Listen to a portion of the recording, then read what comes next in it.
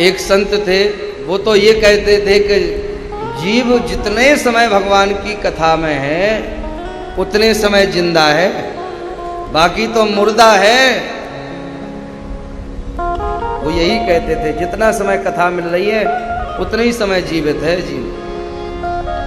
एक पहाड़ पर बैठ के सत्संग करा रहे थे, 48 मिनट 2 घड़ी तक भगवान की कथा कही। उस पत्थर पे ही लिख दिया, यहां हम 2 घड़ी जिए। अब संत तो लिख के चले गए, वहां से राजा की सवारी निकली, राजा की दृष्टि पड़ी, अरे इस पे लिखा है यहां हम 2 घड़ी जिए, इसका मतलब क्या है? राजा ने खूब अपनी बुद्धि को लगाया पर नहीं समझ पाया। आखिर उस पत्थर को ही अपने राज्य में ले आया।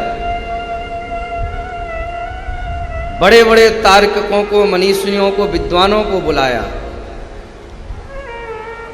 और पूछा, महाराज इसका आशय क्या है, इसका मतलब क्या है? बड़े बड़े विद्वानों ने खूब बुद्धि लगाई पर कोई नहीं बता पाया। वह संत भी उस सभा में बैठे थे, एकदम खड़े हो गए, अरे ये तो हमने लिखा है। राजा ने कहा, महाराज अच्छा आपने लिखा, तो आप ही बताओ इसका मतलब क्या है? संत ने हाथ जोड़कर कहा, राजन जीव जितने समय भगवान की कथा में, संतों के सानिध्य में है, केवल उतने समय जीवित है, बाकी तो मुर्दा है। राजा ने जब सुना तो हृदय भर आया, हृदय से लगा लिया संत को। कहा, महाराज वास्तव में जिसके जीवन में एक बार कथा का रंग चढ़ जाता फिर अन्यत्र उसको कुछ अच्छा नहीं लगता, और राजा भी प्रेमी हो गया। इसलिए कथा जिसके जीवन में आ जाती है मानो भगवान ही आ गए।